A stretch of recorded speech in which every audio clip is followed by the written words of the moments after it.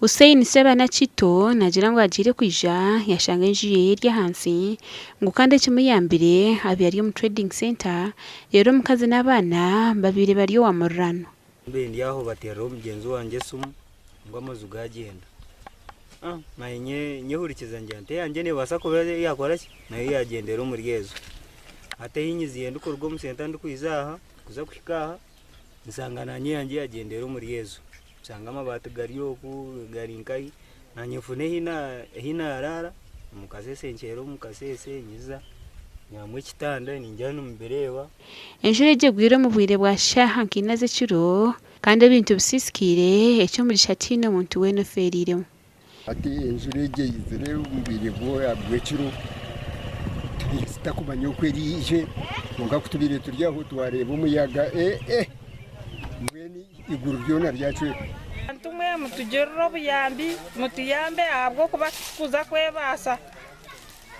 oror toche ndwer bendo stahiza tuberumwe tasya mpango munonga umuntu abena tema bursanda tema mebitoche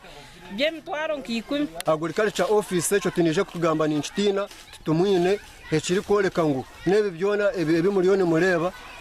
bikabe nebyetagwa agriculture office kwija kabara hakamanya bisisikire no muhendo gwabyo namwabane mushabo buyambi nanga twana tushabo buyambe tukamanya ngo reportage yane hikayo bine kutuherezo buyambe buri kwingana bute abatakate bakini cyo kurya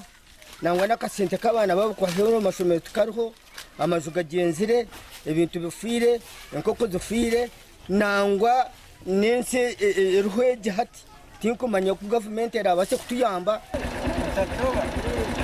agure bya rugaba horkansera barashayumbe wodi yako mwanyugo abatuze banje abataka banje bamwe tibine ho kuteka rubaju eshaheji bamwe tibine cyo kurya entoche zigenzire oku muri kuzireba amaju gagenda amaju gasigire gatine kigari mugamwe agagagenzire abantu baryo mu mberano so aratinye mu kintu cyone byone bintu byona gufugira mutine munangwa nakimo byone mabata gona enjene bandamere aho yabandamere bintu obwa hati enguto zijire mu byondo nemutunga yebyagana kandi byentambura byagira mu buzubu gashoka Philip Maranje mu Kigego.